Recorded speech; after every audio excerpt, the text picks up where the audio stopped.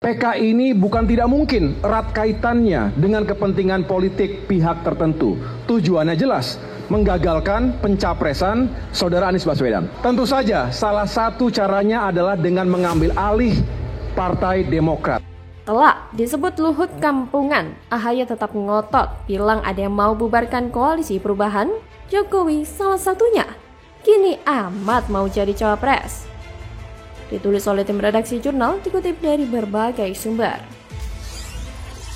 Halo, kembali berjumpa dengan suara Fani Bakri di channel Jurnal 45. Mungkin yang menjegal-jegal itu sedang mengatakan bahwa survei aslinya tidak seperti itu.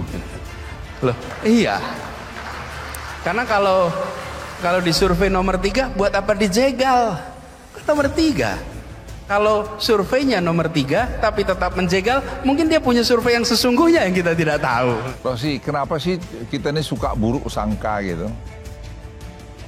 Presiden itu saya kenal, tidak ada sama sekali intention dia untuk melakukan itu. Beliau itu tidak pernah mau mencampuri masalah hukum. Jadi presiden itu bukan seperti yang dibilang Agus Yudhoyono tadi. Tidak betul sama sekali itu. Saya jamin kalau itu. Saya kan perwira. Kalau itu saya jamin nggak ada. Jadi nggak usah bikin bicara-bicara kampungan itu menurut saya.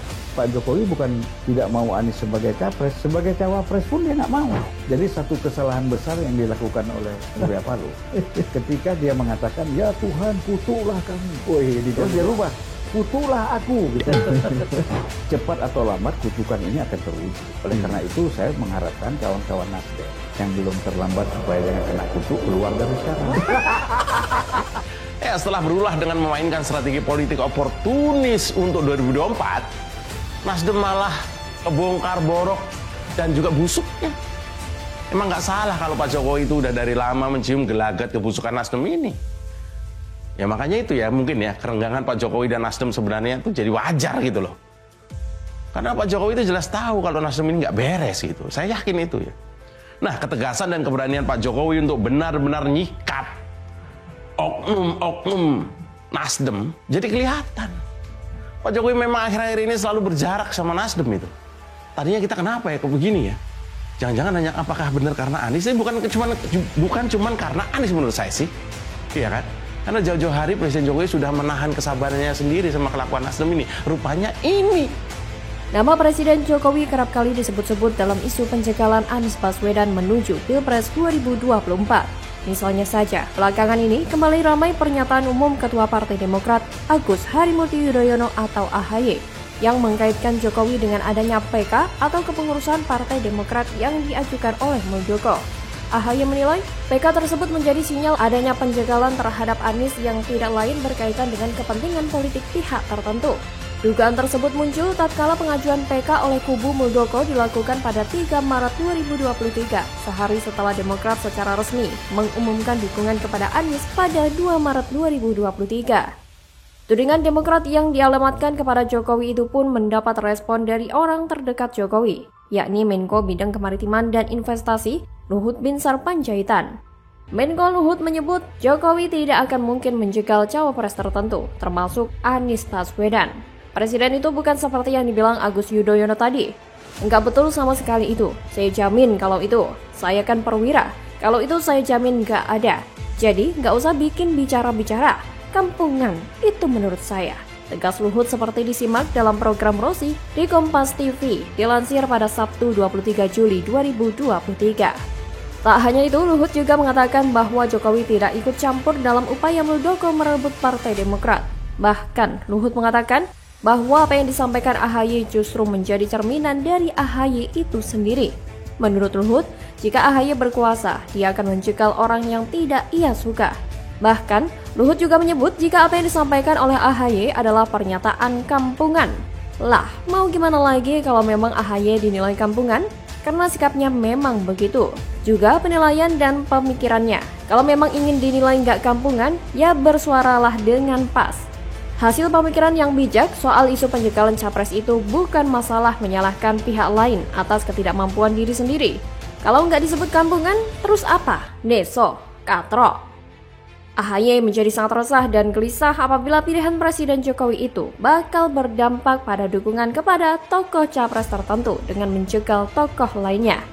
Konyol memang, padahal Anies itu masih di level kelas keong. Ibaratnya kencing masih belum lurus dalam persoalan dinamika politik. Kok bisa-bisanya menuding Presiden Jokowi berupaya mati-matian menjegal Anies? Apa hebatnya Anies? Lebay banget. Namun mereka semua, termasuk Anies, sengaja terus menciptakan berbagai masalah baru untuk mendiskreditkan pemerintah guna mendongkrak elektabilitasnya agar bisa menang jadi presiden. Begitulah ciri-ciri pecundang politik. Coba bayangkan apa jadinya Pilpres 2024 mendatang dengan berbagai kebohongan dan sandiwara yang kerap ditebarkan oleh para gerombolan breakaway itu. Sudah tidak amanah, bikin rusak Jakarta pula. Prestasi Anies yang tidak genap 5 tahun di Jakarta itu ditandai dengan gelar kehormatan sebagai gubernur terbodoh dalam sejarah NKRI. Gubernur kebanyakan bacot dan kelebihan bayar. Termasuk, namun tidak terbatas tukang beli seabrek sertifikat gelar kehormatan bagi dirinya. Makanya saya bilang, tanpa dijegal pun Anies bakal tumbang dengan sendirinya. Mayoritas rakyat waras masih bisa menjaga NKRI, hasil perjuangan para pahlawan Nusantara, agar tidak dirusak oleh badut keturunan imigran gelap Yaman ini. Walah, Mas AHY, masih berharap jadi cawapres ya? Kok segitunya menuduh ada upaya penjegalan? Bertarung dengan gagah berani dong, sebagai mantan prajurit berpangkat mayor. Masa sudah lupa mentalitas prajurit yang meskipun seandainya benar ada kecurangan, maka seharusnya Mas AHY bisa merespon dengan elegan. Bahkan kalau bisa, tetap memenangkan persaingan dengan strategi yang pas. Apa jangan-jangan sejak lama mentalitas dan daya juang Mas AHY nggak sekuat yang orang kira selama ini? Bagaimana kalau menurut Anda? Waduh, wajah baru Rocky Gerung ungkap Anies Baswedan tidak pantas dipilih dalam Pilpres 2024. Tamparan telak nih bos. Halo, selamat datang di channel Jurnal 45. Kan orang udah pikir kalau Anies jadi IKN akan dibatalkan, kereta cepat akan dibatalkan. Tapi sangat mungkin juga Anies bilang enggak, separuh-separuh. Nah di situ yang saya sebut tadi, Anies mau ngapain? Kalau separuh-separuh, mending kita dukung Pak Jokowi. Sekalian gitu, sekalian aja kan. Itu jadi beban. Atau kasih Gibran aja kan. Ngapain pilih Anies kalau dia separuh-separuh?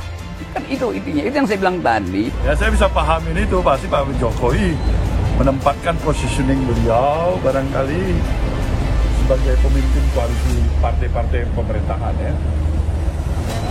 Dan beliau tidak menganggap lagi Nasdem ini di dalam koalisi pemerintahan untuk sementara ya. Tapi komitmen Nasdem sendiri di pemerintahan? Ya tetap. Pengamat politik sekaligus akademisi Rocky Gerung tiba-tiba mengatakan bakal calon presiden Anies Baswedan tidak pantas dipilih sebagai presiden. Menurut dia, saat Anies terpilih, tak ada kepastian bahwa apa yang dilakukan Presiden Jokowi akan dia lanjutkan. Seperti IKN dan kereta cepat, kemungkinan besar akan Anies batalkan, apalagi melihat Jokowi yang kontra dengan Anies. Rocky bahkan menyarankan kalau tidak mau ada perbedaan dan Anies tidak tegas menunjukkan sikapnya, apakah melanjutkan atau tidak, lebih baik masyarakat memilih lagi Presiden Jokowi atau sang anak Gibran Raka Buming Raka. Ia menyebut istilah memboikot adalah cara menguji moral seseorang dan itulah elektabilitas yang sebenarnya. Ia pun menegaskan jika Anies pemikirannya di Pilpres 2024 hanya separuh-separuh. Tidak tegas, kenapa harus dipilih? Kenapa nggak milih Ganjar? Pernyataan Rocky ini secara gamblang memberikan penegasan bahwa Anies memang tidak pantas menjadi penerus Presiden Jokowi. Dan jika Anies menjadi presiden, dia tidak akan melanjutkan seluruh program yang Jokowi gagas. Jelas sekali semua akan dilakukan perubahan sesuai apa yang dicanangkan koalisi mereka. Padahal yang sedang dibutuhkan negara ini siapa gerangan yang akan melanjutkan perjuangan Jokowi untuk mengganti status Indonesia sebagai negara berkembang menjadi negara maju. Jika Rocky berpendapat perubahan yang digagas Anies dan koalisinya tidak akan melanjutkan program Jokowi, ada satu hal lagi yang akan mendukung ketidakcocokan Anies meneruskan Jokowi. Dia saja rekam jejaknya yang melanjutkan kepemimpinan Jokowi di Jakarta. Berhasil tidak? Lihat saja sudah berapa banyak uang rakyat Jakarta dipelorotin untuk anggaran aneh seperti lem Anton, pulpen, dan anggaran lainnya yang jumlahnya begitu fantastis. Belum lagi uang rakyat Jakarta yang dipelorotin untuk menggaji tim TGUPP yang gaji ketuanya melebihi gaji seorang menteri. Dan bukan? Apakah ada yang tahu apa hasil kerja nyata dari ketua TGUPP yang dibentuk oleh Anies dan digaji dengan uang rakyat? Dan kita juga menjadi saksi bagaimana situasi Jakarta pada era Anies yang semakin semrawut. Trotoar diperlebar tapi malah dijadikan lahan parkir atau tempat berjualan.